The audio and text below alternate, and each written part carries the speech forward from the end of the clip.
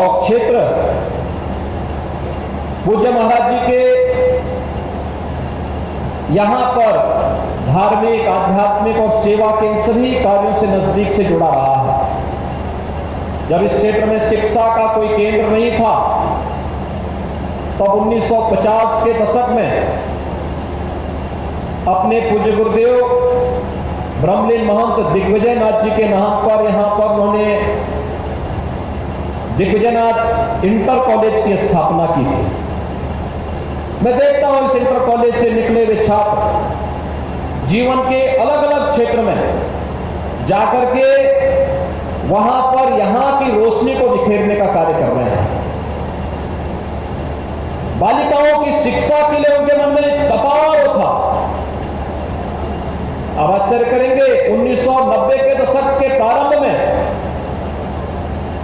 80 के दशक के उत्तरार्ध में बालिकाओं के लिए एक स्कूल उन्होंने यहां पे खोला था। और जब यहां पर उनको पता लगा कि यहां की बालिकाएं उच्च शिक्षा नहीं ग्रहण कर पा रही हैं, तो उन्होंने मुझे इस सदी के पूर्वार्ध में ही कहा कि चौक में बालिकाओं के लिए एक डिग्री कॉलेज जरूर खोल दीजिए।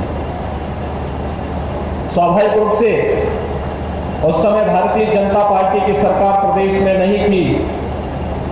मैंने कहा देखिए, जमीन है, सब कुछ है, लेकिन मान्यता के नाम पर राज्य सरकार के द्वारा जो घूसखोरी हो रही है, ये उचित नहीं होगा। हम लोगों को पैसा देकर के मान्यता नहीं लेनी चाहिए।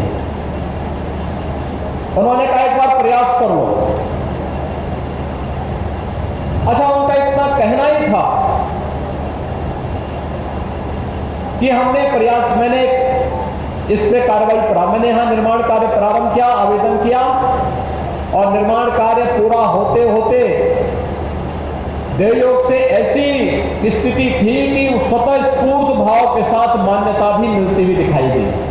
और आज यहां पर गोरक्षपीराधीश्वर महंत वैद्यनाथ महाविद्यालय यहां के बच्चों के लिए उच्च शिक्षा का भी एक केंद्र बना हुआ है, जिसमें सिद्धार्थ विश्वविद्यालय के साथ संबद्ध होकर के कला, विज्ञान और वाणिज्य की शिक्षा यहां के बच्चों को उन्हीं के घर में उपलब्ध हो रही है, जिन्हें यहां से 15 किलोमीटर, 20 किलोमीटर, फिर यहां से गोरखपुर 70 किलोमीटर दूर जाने के लिए मजबूर होना पड़ता था। आज अपने घर में ही उच्च शिक्षा प्राप्त करने के लिए उन्हें ये सुविधा यहां पर प्राप्त हो रही है। मैं अब जब भी यहां आता था, मैं अक्सर इस बात को देखता था कि यहां पर कहीं उन्होंने मंदिर के किसी भवन में पशु चिकित्सालय खुलवाया हुआ है, कहीं पर उन्होंने कोई प्राथमिक स्वास्थ्य केंद्र खुलवाया हुआ है। तो मैं पूछता था क्या कि मंदिर के भवन ये सब देने की आवश्यकता क्या थी? उन्होंने कहा देखिए, भवन तो बनते रहेंगे, लेकिन ये मालूम करो कि देखो उससे कितने लोगों की जान बच जाती है। एक भवन पैसा बहुल्य नहीं, महत्वपूर्ण ये है कि लोगों के कल्याण का कैसे माध्यम बन रहा है।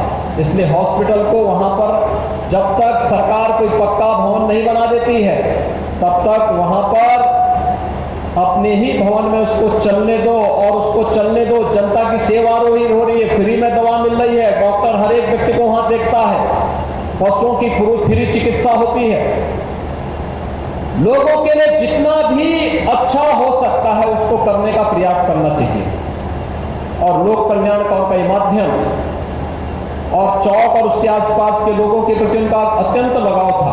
वो अक्सर पूछते थे, क्योंकि अंतिम 12-15 वर्ष उनका चौक में बहुत कम आना हुआ।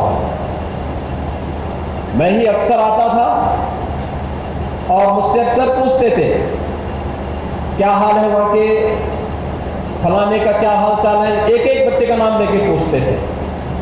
वो सब पूछते थे तुम जाते हो, लोगों से मिलते हो कि नहीं मिलते हो। फिर पूछते थे वहां स्कूल में गए कि नहीं गए, स्कूल में बच्चों की पढ़ाई हो रही कि नहीं हो रही है। वहां पे शिक्षक भले ही सरकार के द्वारा ना आए, लेकिन अपने स्तर पर शिक्षक रख लो। बच्चों की पढ़ाई में कोई व्यवधान नहीं आना चाहिए, क्योंकि यही बच्चे बाद में देश का भविष्य बनने वाले हैं। अच्छे पढ़ेंगे, अच्छी शिक्षा लेंगे, अपने घर में रख करके उनकी सुविधा मिल जाएगी, तो आने वाले समय में सारे बच्चे देश के लिए बहुत बड़ा योगदान करने वाले हैं। और ये अवसर होता था।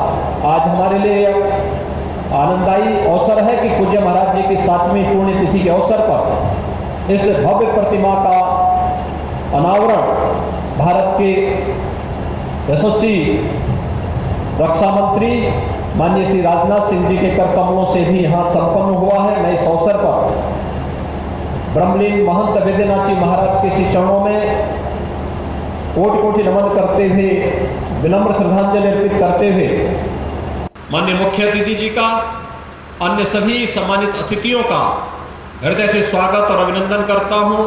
आप सबके प्रति अपनी शुभकामनाएं व्यक्त करता हूं।